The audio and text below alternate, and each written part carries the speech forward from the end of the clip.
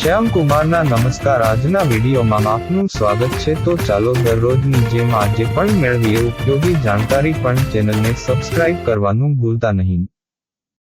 એક દિવસમાં કુલ કેટલી સુગર લઈ શકાય?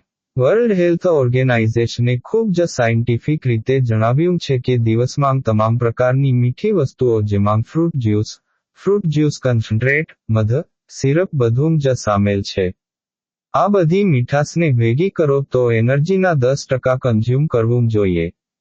મતલબ કે જો આપણે 2000 કેલરી લેતી એડલ્ટ વ્યક્તિ છીએ તો 50 ગ્રામ કરતાં પણ ઓછી સુગર લેવી જોઈએ. તેમાં નેચરલ મીઠાશ પણ સામેલ છે. આખા દિવસની કુલ સુગર, તેમાં દરેક નેચરલ વસ્તુમાં સામેલ સુગર પણ આવી ગઈ, તે 10 નાની ચમચી કરતાં પણ ઓછી હોવી જોઈએ. નાના બાળકોએ કેટલી સુગર લેવી જોઈએ? 1 થી 3 વર્ષના બાળકે લગભગ 6 ચમચી સુગર એટલે કે 30 ગ્રામ જેટલી સુગર લેવી જોઈએ. 4 થી 6 વર્ષના બાળકે 35 ગ્રામ કરતાં વધુ સુગર ન લેવી જોઈએ.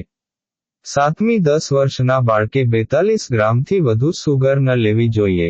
આપણને ખ્યાલ નથી આવતો, પરંતુ 250 મિલીલીટર લીંબુના શરબતમાં 18 ગ્રામ ફ્રી સુગર હોય છે. આ રીતે સુગરની માત્રા દિવસભર ઉંમરના હિસાબે લેવી જોઈએ. 1 વર્ષ સુધી નંબર સુગર.